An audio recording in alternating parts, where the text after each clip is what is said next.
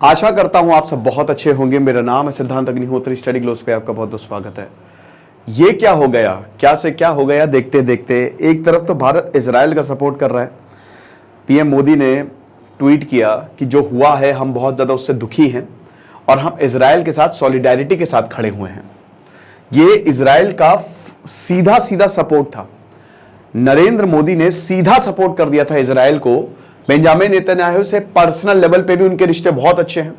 लेकिन दूसरी तरफ हम ये देख रहे हैं, जो अरिंदम बागची स्पोक्स पर्सन है मिनिस्ट्री ऑफ एक्सटर्नल अफेयर्स के, उन्होंने बोला है we have been very clear that we see it as a terrorist attack.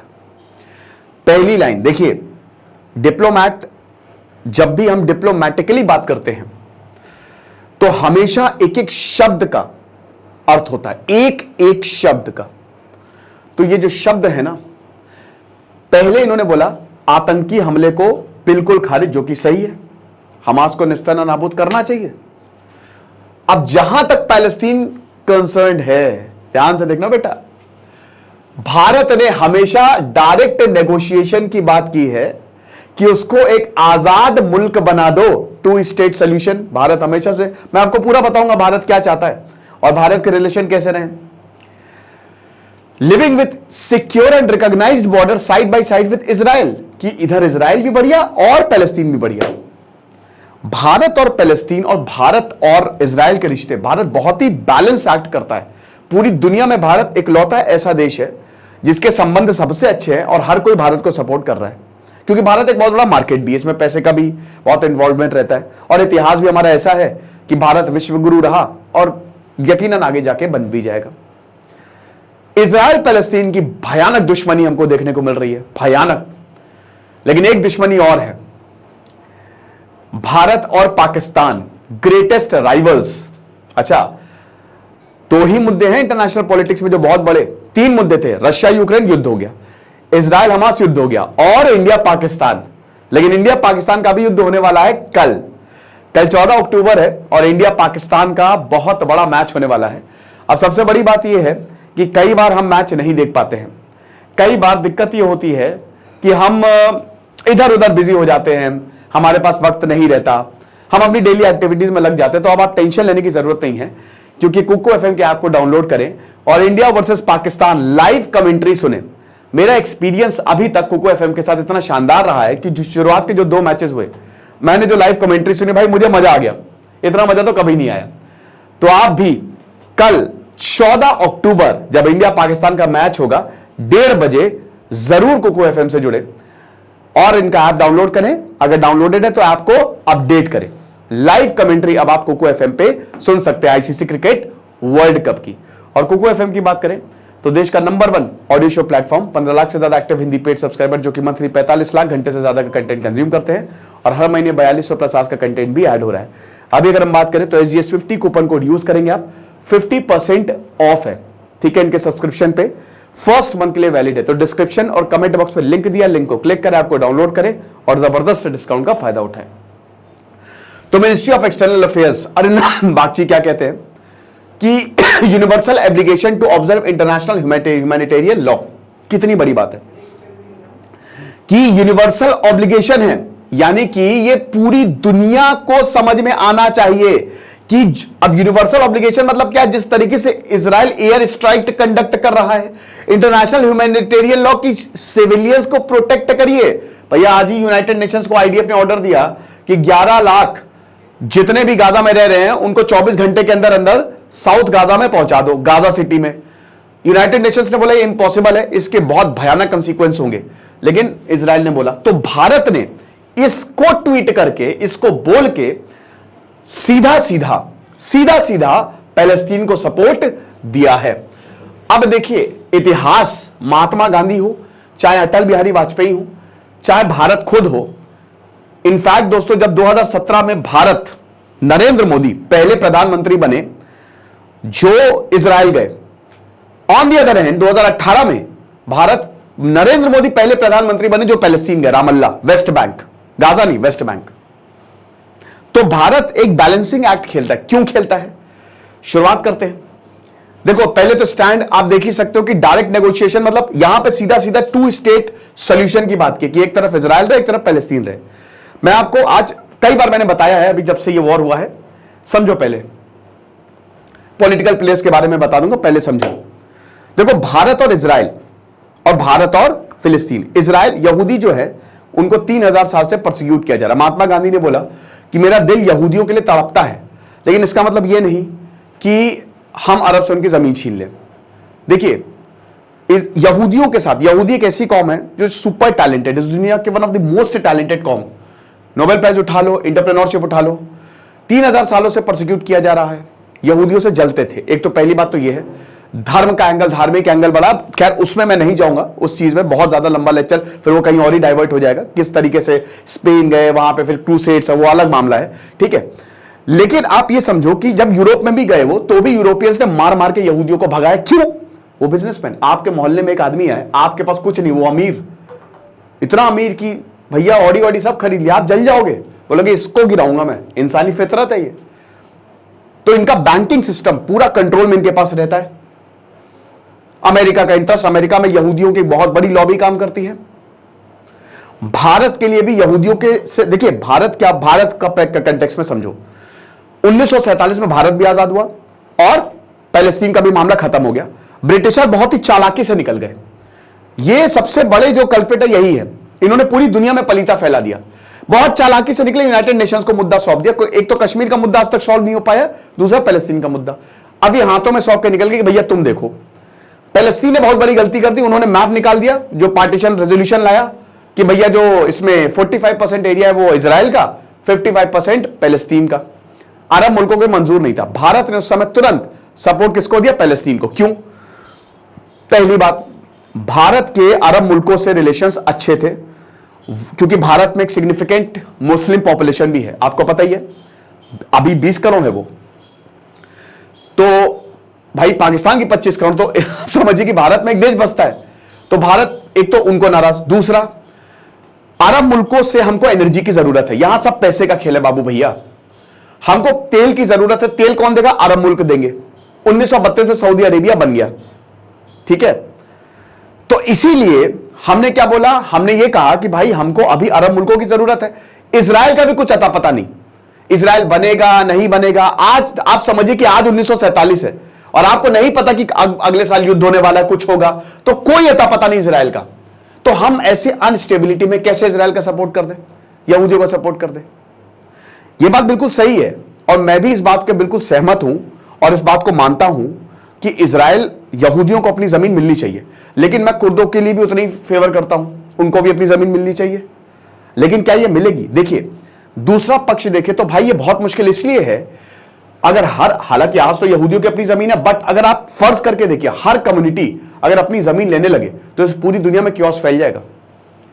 Community को साथ में रहना है, ठीक है, साथ में मिलकर, पूरी दुनिया में साथ में मिलकर ही, भारत हो चाहे अमेरिका हो चाहे यूरोप हो, साथ में मिलकर ही लोग रहते हैं।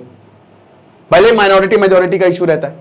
तो एक तो भारत, फिर उसके बाद 1948 में जब वॉर हुआ अरब इजरायली, तो इजराइल बन गया। अब भारत की ये मजबूरी रही कि भाई इजराइल तो बन गया है और अमेरिका का सपोर्ट है, तो अगर हम पूरी तरीके से प्रो अरब, तो हमारे लिए बहुत बड़ी प्रॉब्लम हो जाएगी। लेकिन हम नॉन अलाइन मूवमेंट के भी पार्ट हैं भाई, अब्दुल नासिर जो है, गमाल अब्दुल नासिर, इजिप्ट के राष्ट्रपति, वो इसमें, तो ये हमको बैलेंस करना पड़ेगा। हमने इजराइल को नॉन ऑफिशियली रिकॉग्नाइज कर दिया, ऑफिशियल नहीं, डिप्लोमेटिक रिलेशन नहीं, बहुत सेफ गेम खेला हमने। अब 1991 में आ जाओ, इस बीच बहुत कुछ हुआ और भारत लगातार टू स्टेट सोल्यूशन की मांग करता रहा। बहुत बढ़िया कि भाई देखो इजराइल भी बने, पैलेस्तीन भी बने। भारत ने कभी किसी एक को सपोर्ट नहीं किया, दोनों बने। अटल बिहारी वाजपेयी ने तो सीधा यह बोल दिया था कि फिलिस्तीन बनना चाहिए, ठीक है, जो कि मैं बहुत ज्यादा से सहमत नहीं था, बट उन्होंने बोला। अब 1991 आता है, 1991 में हालात बहुत सुधर गए। अब भारत ने अपने एकदम चाल जो है वो चेंज कर दी। भारत इसी का ही वेट कर रहा था। अच्छा, इजराइल ने उल्टा भारत पर हर वक्त भारत का साथ दिया है, हर वक्त। जब पूरी दुनिया ने भारत का साथ छोड़ा है तो इजराइल ने भारत का साथ दिया। तो अब 1992 जब आया, 1991 तक Oslo accord final, Yasser Arafat बहुत कम, बहुत पीएलओ जो है, फतह जो है बहुत ही नर्म पड़ गया और एक बिल्कुल पता हो गया कि भाई पीवी नरसिम्हा राव की सरकार थी उस समय, और ये पता होगा कि भाई अब इजराइल जो है वो मतलब पूरी दुनिया जो है वो इजराइल को रिकॉग्नाइज कर रही है। फिर इजिप्ट ने, जॉर्डन ने ऑलरेडी रिकॉग्नाइज कर दिया। तो अब भारत ने बोला जब पूरी दुनिया ही एक्सेप्ट कर रही है, इजराइल को एक्सेप्ट करे, तो हम भी एक्सेप्ट करेंगे। तो 1992 में भारत ने डिप्लोमेटिक रिलेशंस तेल अवीव में अपनी एम्बेसी खोल दी, क्योंकि पूरी दुनिया से रिलेशन नॉर्मलाइज। 5 साल बाद भारत ने जब न्यूक्लियर टेस्ट किया तो इजराइल ने सपोर्ट किया था, अमेरिका तक ने सपोर्ट नहीं किया, इजराइल ने सपोर्ट किया कि भाई कर रहा है न्यूक्लियर टेस्ट तो क्या बड़ी बात है। उसके अगले साल जब कारगिल वॉर हुआ तो इजराइल ने सपोर्ट किया, भारत को सहायता की भारत की। अब 2014 के बाद, देखिए 2000 के बाद तो भारत और इजराइल के बहुत अच्छे रिलेशन रहे। पर पहले इजराइल के प्रधानमंत्री भारत आए, एरियल शरोन आए भारत में, प्रेसिडेंट आए। 2006 में तो कपिल सिब्बल से लेकर हर कोई जो है वो इजराइल गया, एवरीवन वेंट देयर। 2014 के बाद जब से नरेंद्र मोदी है तब से इजराइल से बहुत, 2017 में I2 U2 हमने बहुत सारे डिफेंस प्रोजेक्ट्स इजराइल के साथ साइन किए, बट हमने फिलिस्तीन का साथ नहीं छोड़ा है। हमेशा से भारत ये अडिग है, जैसे बताया ना कि 2018 में रामल्ला गया भारत, नरेंद्र मोदी गए क्योंकि वो मोहम्मद अब्बास से मिल के आए, वो नहीं छोड़ेंगे फिलिस्तीन का साथ, क्योंकि भारत का ये ऑफिशियल स्टैंड है, समझ रहे हो। तो अगर आपको लगता है कि हम पूरी तरीके से इजराइल का सपोर्ट, नहीं, हमारे इंटरनेशनल इंटरेस्ट में नहीं है भाई। इस समय पूरी दुनिया जो है ना रोटी सेक रही है इस पूरे मसले पे। आप ये मान लो अमेरिका सऊदी अरेबिया ही जीतेंगे अल्टीमेटली, मेन तो विनर सऊदी अरेबिया है, उसकी तो सारी उंगलियां घी में है, फिर अमेरिका है, ठीक है। तो भारत को नुकसान है क्योंकि भारत का आईमैक वहां से जा रहा है, तो भारत जितना ज्यादा अनस्टेबल होगा वो भारत के लिए नुकसान होगा। हालांकि INSTC भी भारत ने, पर उसके काउंटर में ही तो अमेरिका आईमैक लाया भाई। इधर ईरान रशिया ने बोला कि INSTC बना लो, जिसमें भारत भागीदार था, पूरा रशिया से होते हुए, ईरान से होते हुए यूरोप चले जाएंगे।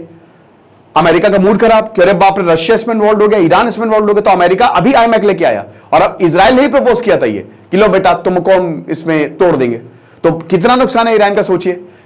अब क्या है कि एक तो भाई भारत से शुरू होगा ये आईमैक, ये पूरा ट्रेड कॉरिडोर मेडिटेरेनियन तक जाएगा, यूरोप तक एक्सेस है इजराइल होते हुए, और मेडिटेरेनियन तक जाएगा तो खेल खत्म, वहां पे बहुत सारे एक्सेस पोर्ट्स के। तो भारत का इंटरनेशनल इंटरेस्ट इसी में ही है कि भारत दोनों को सपोर्ट करे। हम गल्फ कंट्रीज को नाराज नहीं कर सकते क्योंकि हम उनसे तेल खरीदते हैं, एनर्जी वहां से आती है, समझ रहे हो। तो ये जो स्टैंड दिख रहा है ना ये इसीलिए। और वैसे भी देखिए, चाहे इजराइल हो चाहे फिलिस्तीन हो, अगर आम लोग मर रहे हैं ये बहुत गलत है। जैसे प्रो पैलेस्टीन प्रोटेस्ट हो रहे हैं, हमास को कोई कंडेम नहीं कर रहा है, प्रो हमास प्रोटेस्ट हो रहे हैं, ये कैसे कर सकते हो आप। हमास को गलत कहने में, देखिए अगर गाजा में जो लोग हैं वो हमास को मुंह पे कहते ना तुम गलत हो, तो शायद चीजें सही होती, या इजराइल जो है वो इतना नहीं भड़कता, ठीक है। लेकिन इन्होंने कभी कंडेम नहीं किया, तो ये भी गलत है। कंडेम कर, और जो नन्हे लोगों, मतलब जो मासूमों की जान जा रही है, लोगों की जान जा रही है, ये तो एक बहुत बड़ी चिंता का विषय है ही है। बाकी आपको पता ही, सब के बारे में मैं आपको बता ही चुका हूं। फतह जो है, फतह वहां की सबसे बड़ी पार्टी है, ठीक है। PLO का जो पॉलिटिकल विंग है वो फतह है, 1963 के आसपास ही बना था ये, और आपको बता, मतलब 1950 के आसपास बना था, 1950s के आसपास। और अभी 70,000 पैलेस्टीनियन अरब्स जो है, मतलब उस समय जो थे ये, और काफी सेक्युलर ऑर्गेनाइजेशन है। बाद में PLO को रिप्लेस करके फतह ही आ गया, मेन फतह था। अभी पैलेस्तीन में मेन फतह ही है, यही पार्टी है ये एक तरीके से। यासिर अराफात जो है इसके लीडर बना, और अभी महमूद अब्बास जो है वो लीडर है। फिर PLO बना, पैलेस्टीन लिबरेशन ऑर्गेनाइजेशन, सबसे इंपॉर्टेंट। जब फिलिस्तीनियों के पास घर नहीं था तब ये बनाया गया कि भैया करो, जितना हो सके अटैक करो। पूरा ईरान का सपोर्ट था, सऊदी, इजिप्ट, सीरिया, हर कोई सपोर्ट कर रहा था, ठीक है ना। फिर 1990s के बाद जो PLO की जो अथॉरिटी है वो बहुत ज्यादा वीक हुई, ओके, ये चीज है। ये तब तो मैं बता ही चुका हूं, कोई दिक्कत नहीं। फिर ये तो जो यहां पे हमास है, ठीक है, ये बहुत डेंजरस है। 1987 में बना और उसके बाद फिर ये कभी रुका नहीं। इसने बोला कि PLO हटाओ, फतह हटाओ, हम जो है इजराइल को नक्शे से मिटा देंगे। तो इनका तो ये पूरा का पूरा जो है वो रहा है, ठीक है। तो और अभी तक 2007 के बाद से ये अभी तक 4 वॉर लड़ चुका है। 2006 में तो हमास और फतह के बीच में सिविल वॉर हुआ था जिसमें हमास जीता था। फिर उसके बाद ये खतरनाक इस्लामिक जिहाद, अच्छा ये फतह इसके प्रेशर में है, इस्लामिक जिहाद जो गाजा में काम कर रहा है ना, इसके प्रेशर में है ये, बहुत बुरी तरीके से ये प्रेशर डालता है कि तुम कुछ कर क्यों नहीं रहे हो, पैलेस्तीन, तुम बड़े पैलेस्तीन की बात करते हो, क्यों नरम पड़ रहे हो इतने। तो ये सब जो है ना मिल के जो है वो प्रॉब्लम क्रिएट करते हैं। फिर PLO जैसे कि हमने बताया पूरी दुनिया में, और एक पैलेस्टीनियन अथॉरिटी है दोस्तों, ये 1994 में बनी थी ओस्लो अकॉर्ड के बाद। ये गाजा और वेस्ट बैंक दोनों को ही ये जो है वो सपोर्ट करती है, ठीक है। और बेसिकली एक तरीके से आप ये समझो कि ये भी एक प्रेशर ग्रुप की तरह ऐड करते हैं, ठीक है। फिलहाल अभी जो सबसे बड़ी पार्टी वो फतह ही है। तो जैसा कि हमने बताया कि भारत के लिए बड़ा इंपॉर्टेंट है। देखिए Saudi, UAE, Qatar, Iran, Egypt, पूरी दुनिया डिवाइडेड है और हमने क्या बताया कि भारत को बैलेंस करना पड़ेगा, बहुत ज्यादा जरूरी है। क्योंकि आपको पता है कि 90 लाख भारतीय जो है वो वेस्ट एशिया में काम कर रहे हैं। अब मिडिल ईस्ट में से कोई नहीं बोलता, वेस्ट एशिया बोलता है। अरब वर्ल्ड में भी डिविजन्स है भाई, जहां Qatar, Syria, Iran directly support करते हैं किसको, पैलेस्टीन को। वहीं सऊदी अरब, यूएई अब नरम पड़ गए, जॉर्डन। अच्छा सऊदी अरब जो है उसने हालांकि ईरान के साथ अभी बात की, इब्राहिम रईसी और मोहम्मद बिन सलमान, और उसने सीधा सीधा ये बोला कि भैया ऐसा है, पैलेस्तीन को जो हमें कंडेम करेंगे, ठीक है, सॉरी पैलेस्तीन को हमारा पूरा का पूरा सपोर्ट है, इजराइल को कंडेम करेंगे। तो इजराइल भले ही फिजिकली जीत जाए लेकिन यहां तो दिक्कत पैदा होंगी। मैं पर्सनली तो इजराइल के साथ हूं क्योंकि मैं किसी भी तरीके से आतंकवाद को सपोर्ट नहीं कर सकता। तो मेरा तो यही मानना है कि हमास का खात्मा जड़ से होना चाहिए। बाकी जैसा कि हमने बताया India versus Pakistan live commentary आप सुन सकते हैं कुकू एफएम पे। और जैसा कि हमने बताया कुकू एफएम की बात करें तो दुनिया का सबसे बड़ा, भारत का सबसे बड़ा, I am really sorry, Bharat का सबसे बड़ा audio book audio show platform है। SGS 50 कूपन कोड यूज करेंगे तो 50% आपको ऑफ मिलेगा। और जैसा कि हमने बताया फर्स्ट मंथ के लिए वैलिड है। तो डिस्क्रिप्शन कमेंट बॉक्स में लिंक दिया है, लिंक को क्लिक करें, आपको डाउनलोड करें और जबरदस्त डिस्काउंट का फायदा उठाएं। Thank you so much.